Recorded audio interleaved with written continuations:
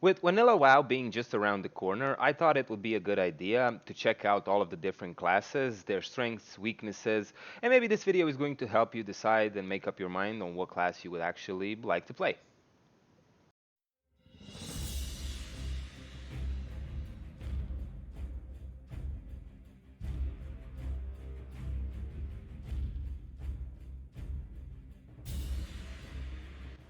And to start it all off, we're going to be taking a look at the hunters first. In my opinion, there's lots of benefits to leveling a hunter in Vanilla WoW. One of them being that they're actually the easiest class to level up in Vanilla WoW. They're also the fastest to level up. So if you're looking to have an easy time and to actually be done with the whole leveling process really fast, I would definitely recommend leveling a hunter. Next, they have access to pets, which is really beneficial because none of that mob damage that you would normally be taking should be actually taken by your pet. So you're not really risking a lot by taking a lot of damage. You won't be dying that much, and it's just really a fun class to actually play.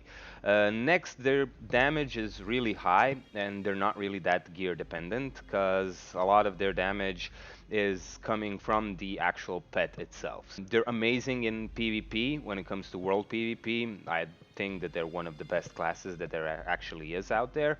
They also have a ton of utility. They have tranquilizing shot, they have their traps, they have a lot of aspects, and that's really beneficial to the whole of your group. As far as the downsides of a hunter go, I guess that their mana kind of drains quickly, so you will be spending a lot of time replenishing your mana and actually drinking up. Hunters have less backspace because they have to carry on their quivers and their ammo pouches, which decreases your bag slots by one. And then again, they have to keep carrying those arrows, that ammo, and everything else that they're actually using. So they're kind of limited in that regard with their backspace. Buying arrows and ammo can also be a bit costly, if you ask me. You are going to be spending a lot of gold just buying ammo and buying arrows. But I mean, if you take into the account that you're actually leveling faster than anyone else, I think that it's a good trade-off, if you ask me.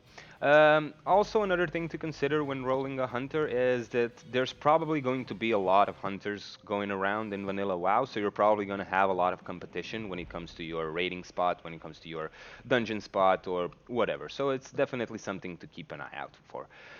So just to wrap it up, hunters are great at solo leveling. They have high mobility. They have access to pets. Their gear dependency isn't really that high, so they can really do well with not that great gear. Their damage is amazing. They're great in PvP, and they offer a lot of utility. When we are speaking of downsides, their mana drains fast. They have less backspace. They need to buy arrows and ammo, and you're probably going to have a lot of competition if you decide on leveling the hunter. And next up, we have rogues. Now, when it comes to rogues, they're one of the best DPS classes in the game. Not because they do a lot of damage in forms of big crits or something like that, but it's because they actually have a lot of threat management spells. In Vanilla WoW, threat is one of the major things that actually is keeping you from doing damage to a boss, because if you're over-aggroing your tanks, you're just gonna die and you won't do any DPS. And rogues don't really have to worry about any of that, because they have their feint, they have their vanish. Vanish resets your threat completely, and feint just reduces your threat generation by a small amount. So they can pretty much stay on top of the boss all the time. They have one of the best CCs in the game. They can sap, they can gouge, they can cheap shot, kidney shot, blind. They have a lot of CC capabilities. They also have a lot of utility in a form of their evasion, cloak of shadows. They can pick locks, which is also really beneficial for a lot of groups. If you don't have those keys, then a rogue is going to come in and he's just going to pick the lock for you. They have access to poisons, and they're, in my opinion, one of the best classes to PvP as. Now, when it comes to cons, you're also gonna have a lot of competition because rogues are so good at a lot of stuff in Vanilla WoW. I think that a lot of people are going to be rolling a rogue, even more so than a hunter. They're one of the hardest classes to level up. I think only paladins and warriors are slower and harder to level up than a rogue. They have low mobility up until level 40. I mean, sure, you have access to sprint, but that's only like increases your run speed by 50, 60, or 70% depending on your level, and it only increases that speed for 15 seconds, and then 5 minutes you're like without a sprint. So it's not really that great. They're really gear dependent, which is also might be a bit of a problem. But once you get that gear, you're just gonna be an absolute beast. And in my opinion, they're one of the higher skill capped classes in the game, because Vanilla WoW isn't really that much, isn't all about your rotation and all of that. It's about using your items at certain times and for certain things. Now, a good rogue is going to be switching up their trinkets, he's going to be switching up their weapons, depending on the situation. There is a lot of stuff that you need to take into the account when DPSing as a rogue. It's not just button mashing and you're just doing your rotation and being godlike. Sure, that's gonna make you some good results, but if you really want to be a great rogue, you should really check it out and see a lot. There's a lot of stuff that a good rogue is going to have to do. So to sum it all up, for the rogues, they are one of the best DPSers in the game. They have a lot of CC, they have a lot of utility, they get to pick their fights, they have access to poisons, they can lockpick, and they're amazing in PvP. The cons are that you're gonna have a lot of competition. They're one of the harder classes to actually level up in Vanilla WoW. They have low mobility, they're gear dependent, and they have a high skill cap. So if you're okay with all of that, then by all means do roll a rogue. And next, we'll be taking a look at mages. Now, mages aren't really the fastest class to level up, but they are really fun to play. They're really engaging. They have high damage, which is going to help you a lot when it comes to bursting down certain types of mobs. They can conjure food and drinks for themselves, so you won't be spending that much gold on your food and your drink, which is going to help you save up the gold for the actual mount or your training or whatever it may be.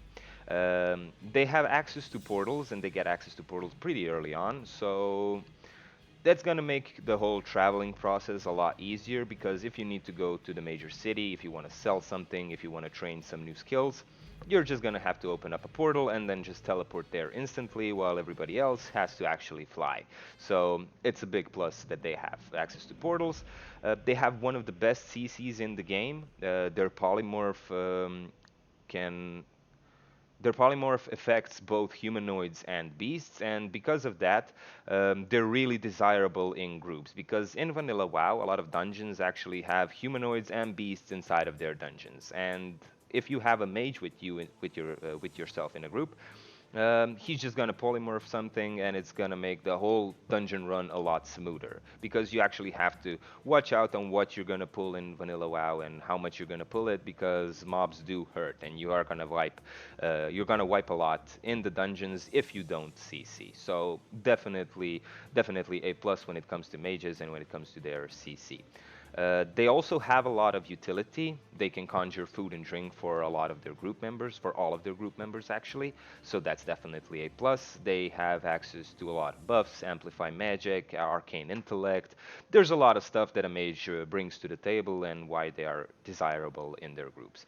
They have one of the best AoE potentials in the game, and you're going to see a lot of mages just AoE grinding mobs and just leveling up that way. They might even ignore questing altogether.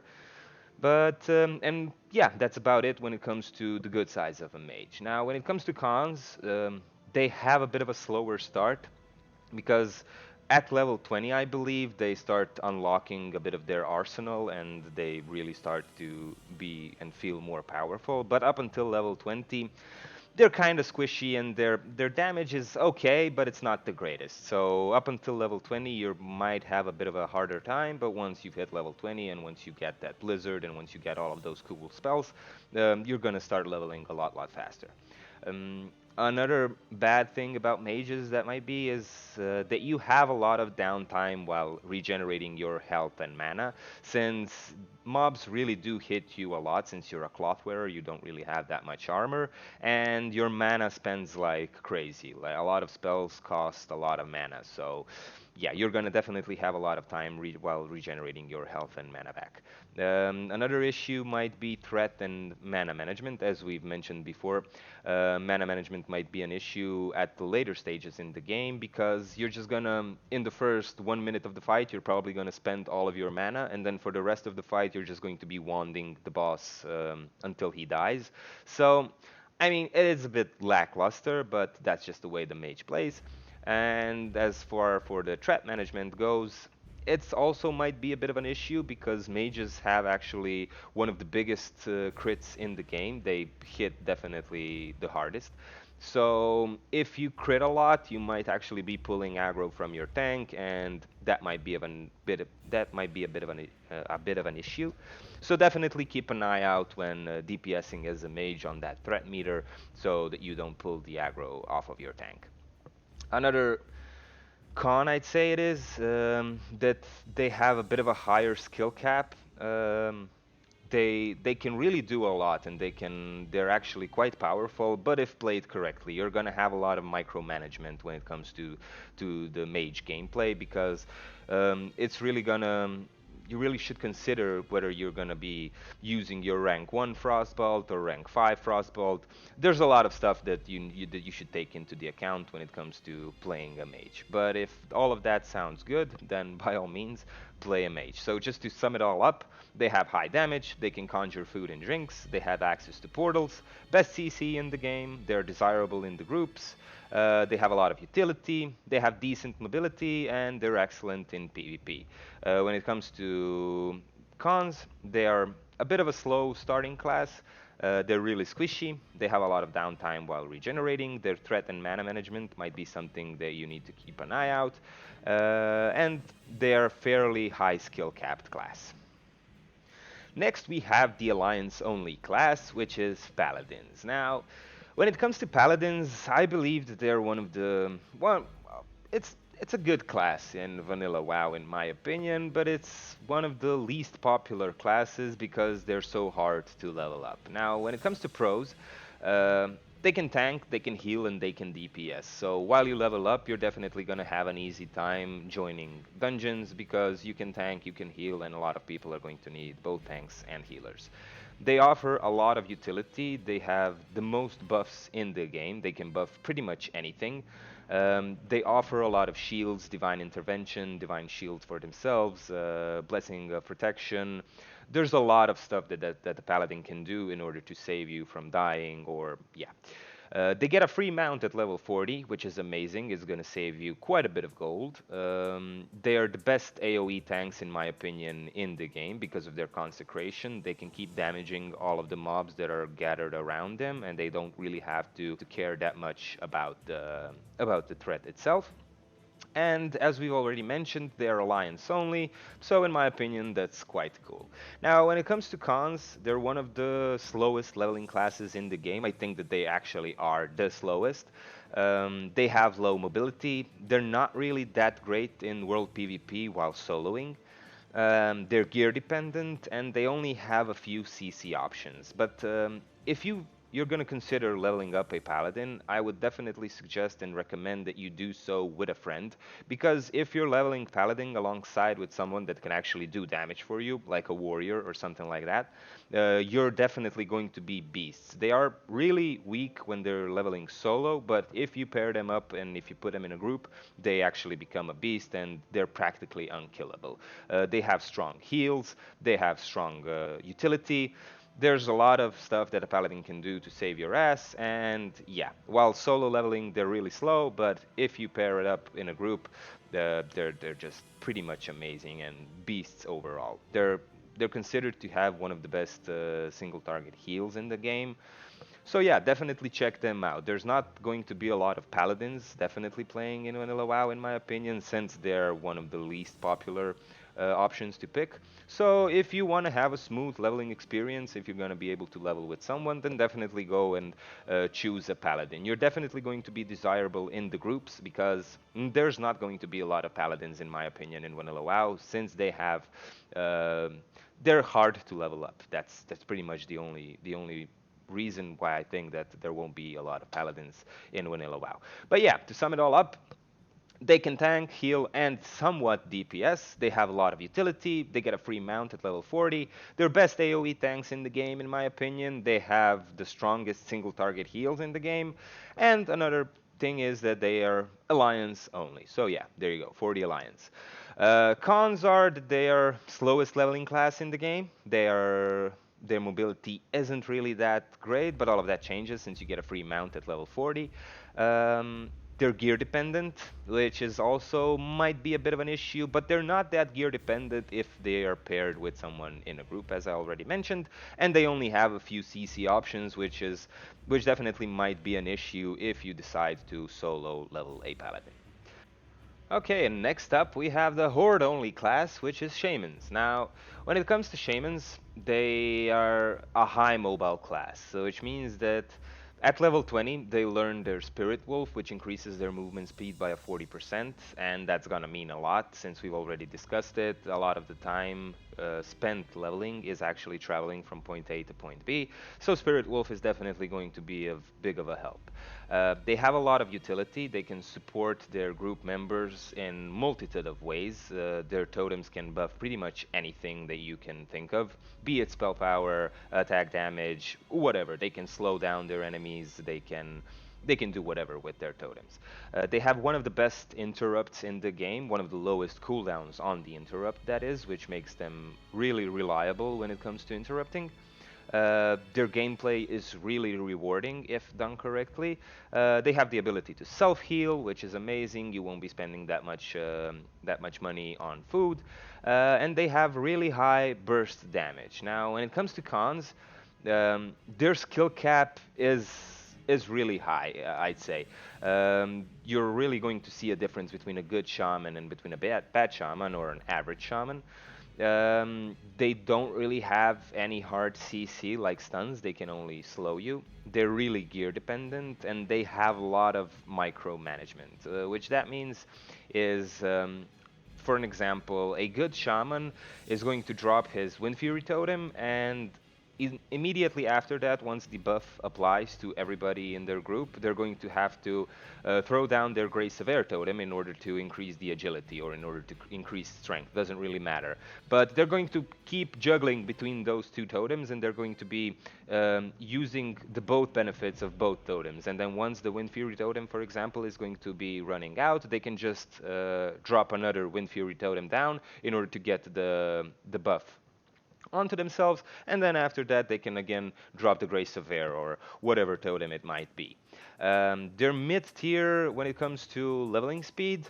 They're not really that fast because they're gonna have to drink a lot, they're gonna have to replenish their health a lot when it comes to leveling, and there is only you're kind of limited when once you reach 60 because you're going to be considered to heal if you're going to play a shaman. I mean, there is other roles that you can fulfill, but it's just they're the best at healing when it comes to the actual gameplay of a shaman. I mean, sure, you can try and DPSing, but it's going to require you to actually get certain pieces of gear and only that gear, which is pretty hard to come by.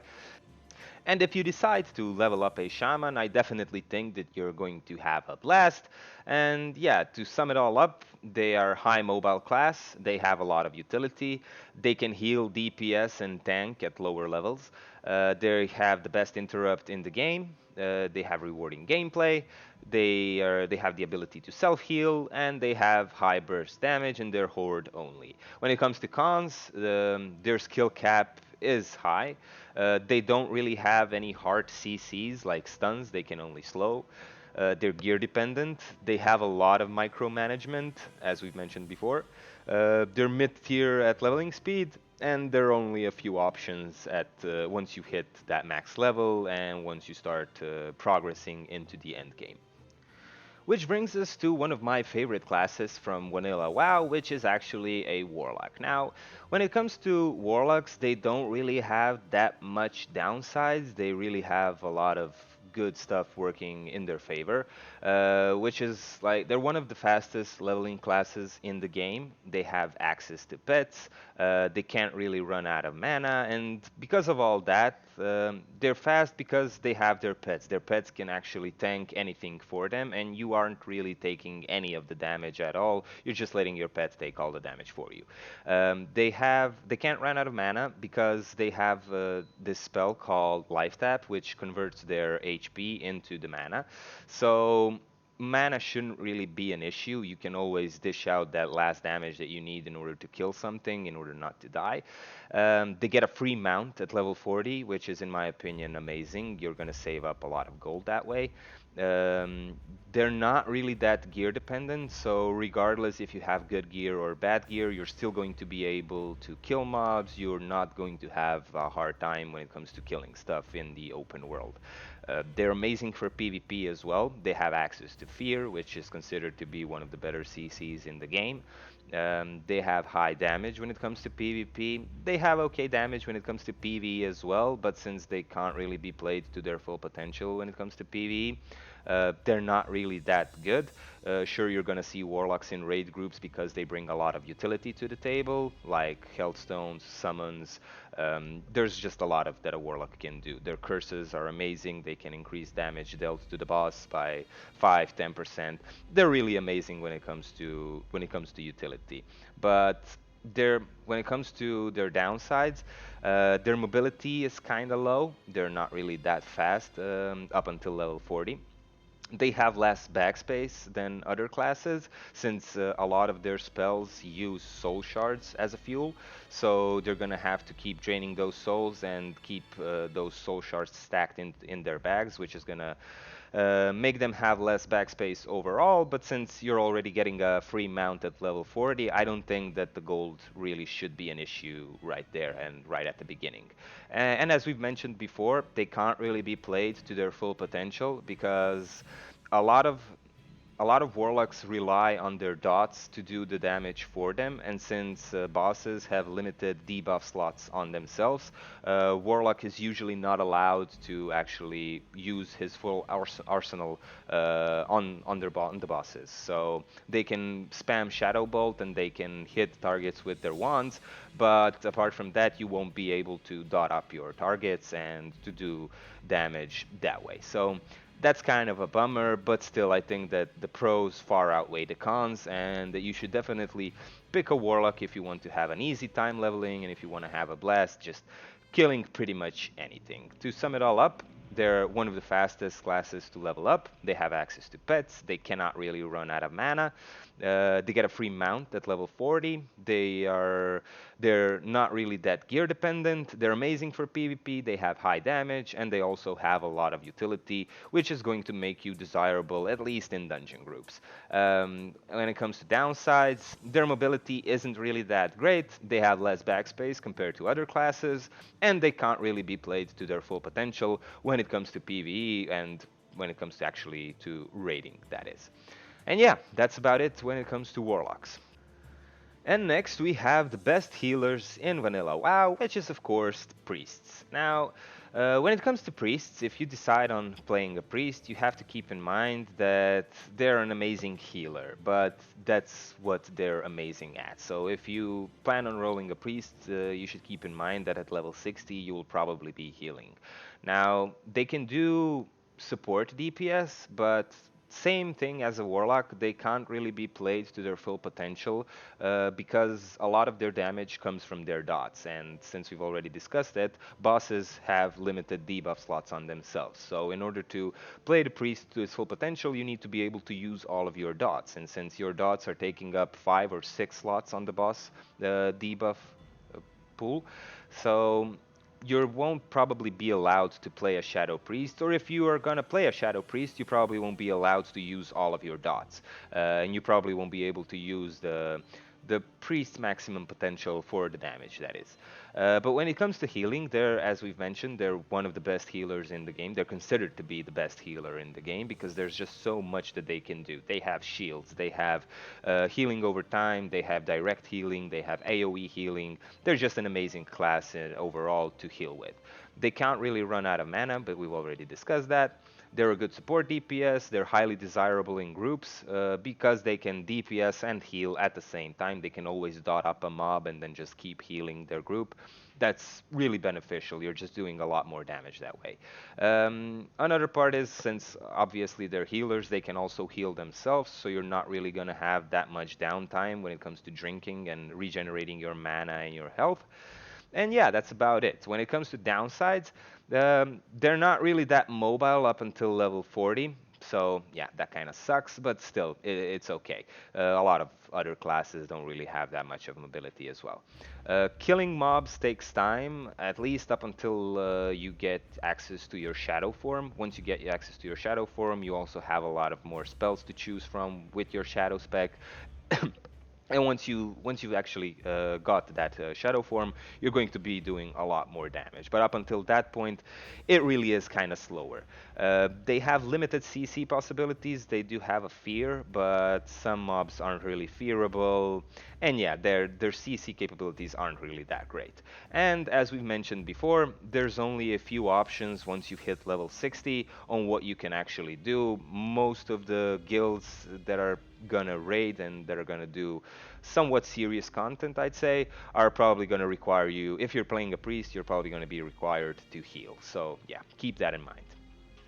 To sum it all up, they're the best healers in the game. They can't run out of mana. They're a good support DPS. They're highly desirable in groups. They're amazing for PvP, and they have the ability to self-heal when it comes to downsides. Their mobility isn't really that great. They're gear dependent. Killing mobs takes time, and their CC options are kind of limited. Also, once you reach level 60, you're probably going to be required to heal. But yeah. And to finish it all off, we have Druids. Now, when it comes to Druids, they're considered to be one of the fastest classes to level up. I think only Hunters are considered to be faster than them. They have low competition in starting zones because both Thorin and Night Elf aren't really that popular picks for both the Alliance and Horde. There are more popular picks like humans, orcs, or undead. You're not going to have that much of a competition while leveling in your starting zones. They are a high mobile class. They get, at level 21, I think, that they get access to their talent called Feline Swiftness, which increases their movement speed while in cat form by 30%, which is amazing. They can heal, tank, and somewhat DPS. You're probably going to be considered to heal or to tank when it comes to druids. Their DPS really isn't that great, but they're not that bad at all. They can definitely fulfill the role. They have low regenerating downtime because they can keep regenerating mana while they are shapeshifted. They're not really using their mana while they're shapeshifted, which is really amazing and really cuts down the regenerating downtime by a lot. They're not really that gear dependent.